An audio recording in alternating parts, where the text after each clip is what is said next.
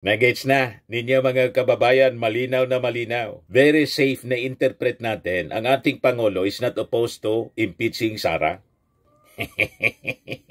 Ngayon po, yung mga pro Marcos vloggers, may impeach Sara rally.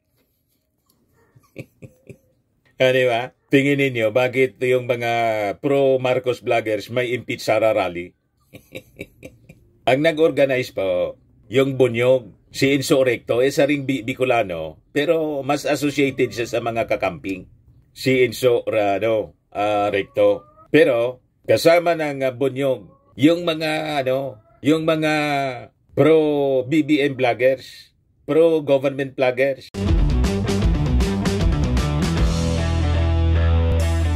Ito naman po yung bago naming product na binibenta online. iGlow Serum, whitening po siya. Tingnan ninyo yung epekto sa aking anak na architect before and now. Yung mga inquiries po ninyo, dumiretso na lang kayo sa kanyang Facebook account, Riz Maravillas. O yung unang statement mga kababayan ng ating Pangulong Bongbong Marcos, that he is against impeaching Sara Duterte. Tingin po natin, nagbago na. Sa bagay, may kasabihan po tayo, matandang kasabihan, nothing is permanent in this world. Only change. That includes change of mind. Tama ba? Ngayon, baka iakusa yung ating Pangulong Bongbong Marcos na walang isang salita.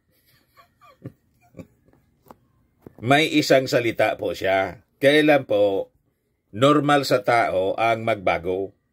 Nothing permanent in this world. Only change. That includes change of mind. Kasi pag hindi na magbago ang isip ng isang tao, permanente na po, you'll be against nature. Your nature mismo. Kasi nothing is permanent. Only change. Lumalabas dito po sa balita ng Manila Standard, ang kinukontra lang ng ating Pangulong Bongbong Marcos po, yung timing. Very poor timing niya for impeach BP moves. Sabi ng ating Pangulong Bongbong Marcos, madaling sabi, I therefore conclude, mga kababayan, na kung tama ang timing, dumating ang tamang timing, tamang panahon para patalsikin si Sara at siguradong mapapatalsik siya. Tama yung mga analysis natin po. Hindi siya ma-acquit sa Senado kasi may mga alipuris pa rin si Digong sa Senado at si Sara. Hindi na kukontrahin ng ating Pangulo. Mananahimik na ang ating Pangulo. Hindi na siya magsasalita. Baka nga po, sabi natin sa unang video natin kahapon, ang text ng ating Pangulo, impeach Sara. That will be the order of the President sa, suggestion pala. Hindi naman pwedeng utusan ng ating Pangulo yung Congress kasi nga co-equal body.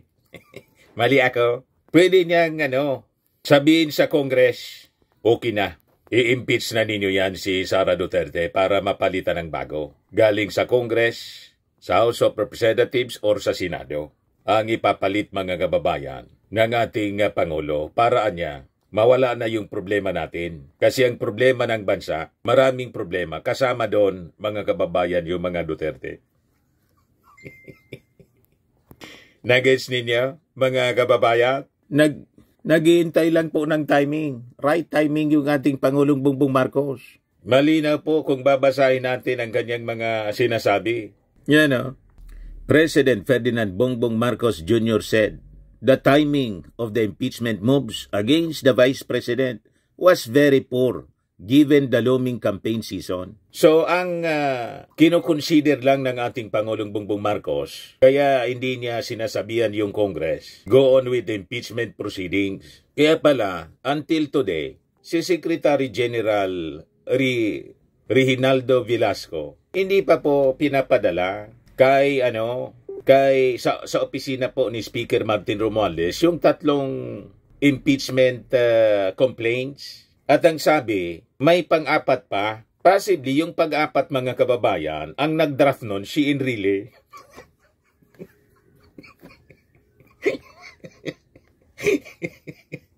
Papa-sponsora na lang, ikaw niya, Mr. Maravillas, gatong ka na naman. Napakagaling po ni Chief Presidential Legal Counsel Juan Ponce Enrile, dating Senate President, at nag-preside sa mga impeachment trials. O di ba yung impeachment kay Corona? Siya yung presiding officer kasi Senate President siya.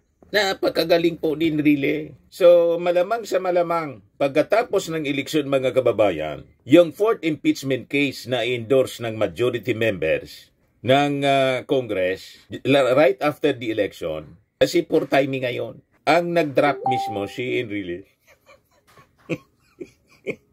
So, madaling sabi mga kababayan, cool ang ating Pangulo. Hindi niya sinusupport yung impeachment. He's opposed to the impeachment complaint. Kasi hindi lang siya feasible ngayon. Gahol sa panahon. Yun man lang. So, he is not opposing impeaching Sara Duterte per se. Yan ang konklusyon natin mga kababayan. Yun ang reading natin. Iwan ko sa inyo kung sang-ayon kayo, mga kababayan, sa basa ko sa mga statement ng ating Pangulong Bongbong Marcos. Unang-una, doon pa lang sa statement niya na nag-text siya, tapos na-leak. Bala na kayo umintindi kung bakit na-leak yun. O, di ba, mga kababayan? O ngayon, sabi rito sa balita, Mr. Marcos, however, acknowledged the legal insight of his chief legal counsel, Juan Ponce Enrile, that junking the impeachment based solely on the position of one group would be a very detrimental precedent. So naintindihan niya mga kababayan na may masamang consequences. At yung detrimental precedent na minimin ni Enrile na ina-acknowledge ng ating Pangulong Bongbong Marcos, malinaw mga kababayan sa kanyang mga sinasabi ngayon. Hindi niya yon paintulutan na mangyari. Detrimental nga eh. Alam mong masama yung consequence. Kung susundan yung logic na sinusulong ng Iglesia ni Cristo, pagkatapos, hahayaan ng ating Pangulo yon. Hindi yon hahayaan ng ating Pangulo na ang masamang konsekwensya na lumalabas ang magdidikta dito sa ating bansa ay INC na or any group for that matter. Individuals or group, sabi ni Enrile, hindi yon papayagan ng ating Pangulong Bongbong Marcos. Kaya sinabi ng ating Pangulo, ina-acknowledge niya ang legal insight ni Johnny Ponce Enrile. Yan sabi ng ating Pangulo. JPE is one of our best legal thinkers in the country. And he is right. O tama si Enrile. There is a consequence. And there will be a precedent. And it will be very problematic. Madaling sabi, pag hindi inimpeach si Sara Duterte dahil nagrally yung INC, magiging lalong problematic sa ating bansa. As a consequence ng pagsakom to the pressure. Dapat hindi po napipressure yung gobyerno. Dapat ang ating gobyerno po ginagawa kung ano yung tama. At ang tama po, panagutin si Sara. Yan ang tama. Gumawa ng mali si Sara, dapat siyang managot. Hindi dapat ito pinapalampas mga kababayan. So, sa basa ko, hindi ito palalampasin ng ating Pangulong Bongbong Marcos based sa kanyang statement. Kaya lang, kailangan lang timing. Very poor ang timing para i-impeach si Sara ngayon. Kasi magiging busy sa kampanya yung mga congressman, mga senador. Paano yun? Paano yung trial? Di ba? Yon ang concern ng ating Pangulong Bongbong Marcos. Malinaw, he is not against the impeachment. He is not opposed to impeaching Sara Duterte. Kinontra lang niya, tinext niya mga kababayan, yung unang text niya, it will be a storm in a teacup. Yun ang ginawa niyang rason kasi alam ng ating Pangulong Bongbong Marcos, gahol na sa panahon. Nagets na ninyo? So sa reading ko mga kababayan, hindi man talaga kontra. From the very beginning, hindi siya kontra sa impeachment na i-impeach si Sara Duterte. Kulang lang sa panahon. Wala sa timing. Yan But I still think even if Congress is mandated, the House and the Senate do not have a choice once these impeachment complaints are filed. I don't think now is the time to do that. And besides, as a practical matter, we are entering the campaign period. May mandato. Nire-recognize ng ating Pangulo na yung Congress may mandato. Naging congressman siya, naging senador. Alam niya na ang presidente, siya bilang Pangulo, hindi niya pwedeng diktahan, manduhan yung Congress kasi yung mandate ng Congress galing sa ating konstitusyon. So, rule of law. Consistent mga kababayan sa rule of law, dapat mangibabaw. The rule of law must prevail. Tulad ng sinasabi mga kababayan ni Enrile, hindi natin niya pwedeng isacrifice ang rule of law just because may nagrally. Tulad ng INC nagrally. Ang mangyayari niyan, patatakbuhin ang ating bansa sa pamamagitan ng rally. Di ba? Dahil sa rally. Hindi papayag sa ganon ang ating Pangulong Bongbong Marcos na isalaula ang rule of law. I-set aside, isakripisyo mga kababayan ang rule of law. Hindi papayag yung ating Pangulo. Malinaw sa kanyang statement. Kasi sabi niya, it will be very problematic anya pag ganyan. There will be a precedent and it will be very problematic. So ang tinitingnan lang ng ating Pangulo yung availability ng mga congressmen para tutukan yung impeachment. Oh. There are no congressmen, no senators because they are already campaigning. We will not be able to form a quorum. The timing is very poor. Nagets na, ninyo mga kababayan, malinaw na malinaw. Very safe na interpret natin. Ang ating Pangulo is not opposed to impeaching Sara. Ngayon po, yung mga pro Marcos vloggers, may impeach Sara rally.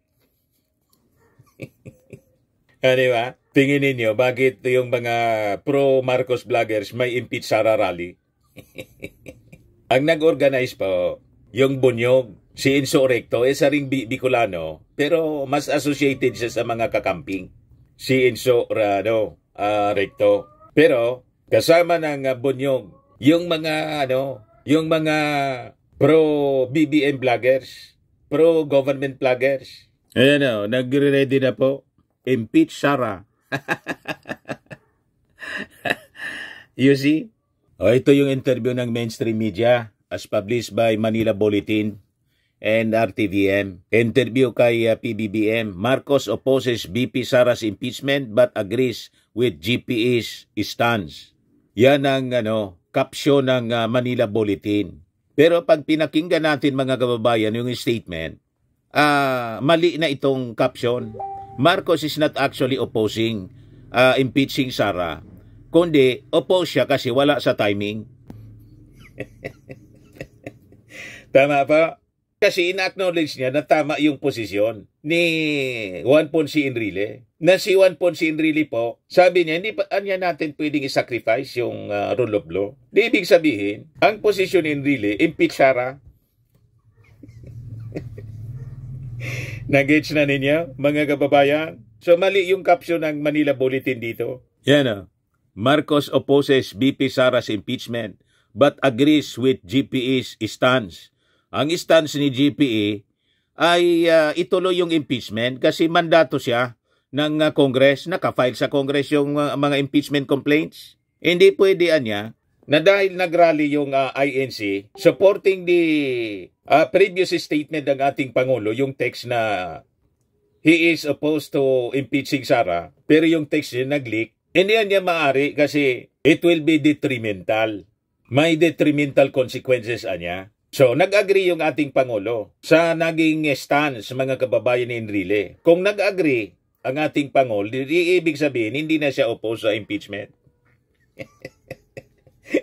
O, di ba? Mga kababayan, yung ang ibig sabihin nun, para lang nililinaw natin ito, para yung kalituhan po, mawala yung kalituhan. For clear understanding ng mga statement ng ating Pangulong Bongbong Marcos. Yan pakinggan natin mga kababayan ang kanyang sinabi. One of our best legal thinkers in the country, and he is right. There is a consequence to. There will be a precedence, and it will be very problematic. But but I still think that now, even if Congress is mandated to process these Congress doesn't have, the House doesn't have a choice, and the Senate doesn't have a choice once these impeachment complaints are filed. But I don't think that now is the time to go through that. So, paubayan na muna natin sa ating... Total, as a practical matter, papasok na tayo sa campaign period. Wala ng congressman, wala ng senador dahil nangangampanya na sila. Hindi tayo makakapagbuo ng quorum. And so, as a practical matter, the timing is very poor. Malinaw, yung timing lang. Very poor yung timing. So yung mandate ng Congress, dapat i-process yung impeachment complaints na na-file, irerespeto ng ating Pangulong Bongbong Marcos. Malinaw sa kanya pong statement sa interview. Kaya yung mga nagsasabi ngayon na kami daw na mga sumusuporta sa ating Pangulo, hindi nirerespeto yung stand ng ating Pangulo na the President is opposing the impeachment. Na-misread lang ninyo po yung text. Yung text ng ating Presidente sa Congress. Mali yung basa ninyo. Mali yung understanding ninyo. Pero kami na sumusuporta sa ating Pangulo, alam namin kung bakit ganon ang nangyari. Kung bakit nag-leak.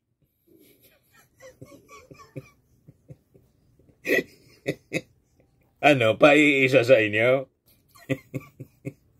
O ngayon, sa issue naman po mga kababayan, idagdag ko na rin ito, ng disbarment kay Digong. Sabi ni Panelo, wala daw legal basis yung disbarment. Ayan disbarment case versus former President Duterte has no legal basis, sabi ni Panelo. Sagutin mo na lang po, Panelo, sa Supreme Court. Questionin mo na walang legal basis. Sa Korte Suprema ka na lang magpaliwanag. O di ba? Tulad ni Sara na may disbarment case na din sa sa Supreme Court magpaliwanag kung talagang walang legal basis kasi magdidetermine yan ng legal basis yung Supreme Court, hindi yung pronouncement mo po. Tama? O ito yung mga nag-file. AJK victims keen as Supreme Court to strip Duterte of law license.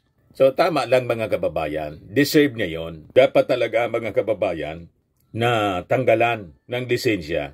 Kasi isang kahihiyan mga kababayan sa legal profession itong si Digong, pati si Sara na naniniwala sa AJK. So alangan man Panelo, yung disbarment sabi mo, walang legal basis. Ang tanong sa'yo, niya yung AJK, may legal basis yon?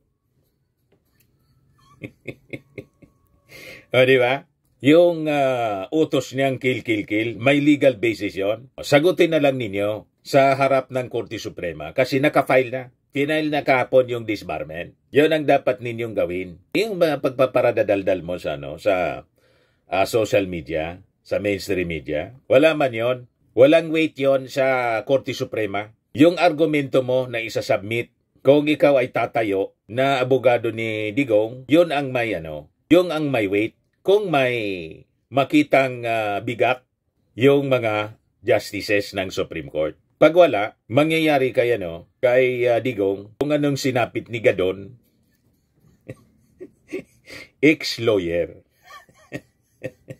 O di ba? So pag na-disbar siya, hindi na siya pwedeng tumayo na abogado sa impeachment trial ng kanyang anak na si Sara. Di ba? Wala na siyang lisensya. Sa mga naghanap ng malinis and spacious fitness gym, pumunta lang po kayo sa aming Colossal Fitness Gym. We also offer Grab Car Rental with our brand new 2023 model ng Toyota Innova. We also accept booking for those who are planning to travel via PAL, Cebu Pacific, and other airline companies, local and international, and bills payment for Meralco Bills, PLDT, Aleco Bills, etc.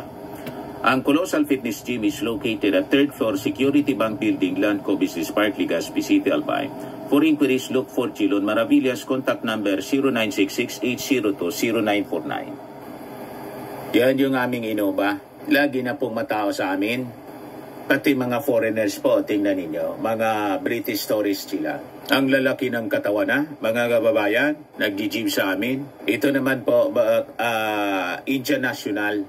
Ito mga Mga European sila. Ito naman yung bago naming product na binibenta online, Eye Glow Serum.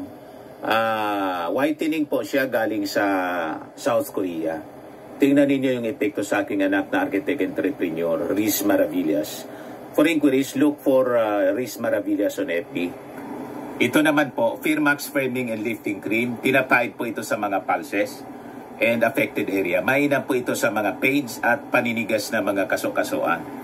Ito po, Automax Radiant Serum. Sa mukha naman yung application. Anti-aging po siya. You will look 10 years younger than your age. Sa mga cancer patients naman po, baka lang gusto niyo itong itry. Nengxia Red Mixed Fruit Drink. Hindi man po siya gamot, food supplement siya. Kaya lang, gawa siya mga kababayan sa goji berry. Yung goji berry may anti-cancer properties. Yung mga inquiries ninyo, dumiritso na lang kayo sa aming messenger sa Facebook para masagot namin agad. Ayos po. Ako po si Dante Maravillas. Bye-bye. God bless.